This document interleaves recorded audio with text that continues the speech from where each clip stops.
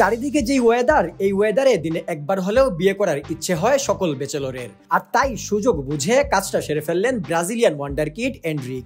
18 বছরের এন্ড্রিক বিয়ে করছেন 21 বছরের গ্যাব্রিয়েল মিরান্ডাকে। কিছুক্ষণ আগেই সামাজিক যোগাযোগ মাধ্যমে বিষয়টি নিশ্চিত করেন ফেব্রিজিয়ানো রোমানো। এক পোস্টের মাধ্যমে তিনি বলেন এন্ড্রিক ঘোষণা দিয়েছেন তিনি বিয়ে করছেন। আর এই খবর ছড়িয়ে পড়ার সাথে সাথেই ব্যাপক আলোচনার ঝড় উঠে সামাজিক যোগাযোগ মাধ্যমে। কেউ কেউ বলছেন উঠে নাই দাড়ি, তার আগেই পেয়ে গেল নারী। তবে অনেকেই শুভকামনা জানিয়েছেন এন্ড্রিককে। অনেকেই বলছেন বিয়ে তো করে ফেললো, এবার ক্যারিয়ারের দিকে নজর দিক। কিন্তু হুট করে কেন বিয়ে করলেন এন্ড্রিক? বর্তমানে রিয়াল মাদ্রিদে খুব একটা ভালো সময় যাচ্ছে না এই তারকার। রিয়াল কোচ আনচেলত্তি তাকে খুব একটা সময় দিতে পারছেন না। ম্যাচে 10 মিনিটের বেশি তিনি সুযোগও পাচ্ছেন না। এই নিয়ে তার মানসিক অবস্থা খুব একটা ভালো ছিল না। আর এই সমস্যা থেকেই উত্তরণের জন্য বিয়ে করেছেন বলেই দাবি করছে বিশ্বখ্যাত ক্রীড়া মাধ্যম goal.com। শোনা যায় লাস্ট 2 বছর থেকেই একসাথে আছেন এন্ড্রিক এবং তার গার্লফ্রেন্ড মিরান্ডা। ভালোবাসা প্রকাশের ক্ষেত্রে ছেলেদের থেকে সবসময় এগিয়ে থাকেন মেয়েরা। এন্ড্রিকের প্রেমিকার ক্ষেত্রেও কোনো ব্যতিক্রম হয়নি। এন্ড্রিককে প্রথমবার দেখার ঘটনা নিয়ে তার গার্লফ্রেন্ড গ্যাব্রিয়েল মিরান্ডি জানিয়েছেন, এন্ড্রিককে প্রথমবার যখন দেখেছিলাম আমি জানতাম না যে এন্ড্রিক একজন ফুটবলার ও খেলোয়াড়। ও শপিং মলে একা বসেছিল, আমি ওকে দেখেই মুগ্ধ হয়ে গেলাম।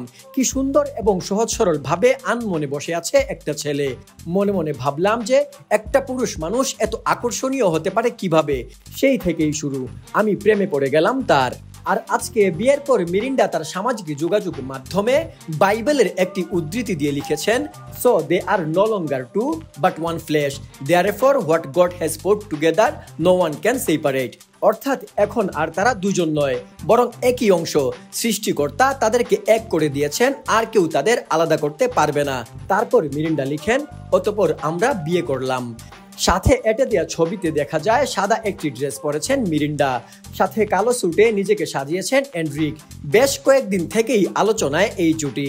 তাদের প্রেম আলোচনায় এসেছিল তাদের একটি অভিনব ভালোবাসার চুক্তির মাধ্যমে। সেই চুক্তিতে ছিল অদ্ভুত সব শর্ত। তাদের চুক্তিপত্রে একটি বিষয় ছিল, দুনিয়াতে যত যাই হোক সর্বাবস্থায় আই লাভ ইউ বলতে হবে। যে বলবে না তাকে দিতে হবে জরিমানা। এই জায়গা থেকেই বলা যায় জরিমানা বেশি গুনতে হয়েছে এন্ড্রিককেই, কারণ বেডা মানুষ এত আই লাভ ইউ মুখের উপর বলতে পারে না।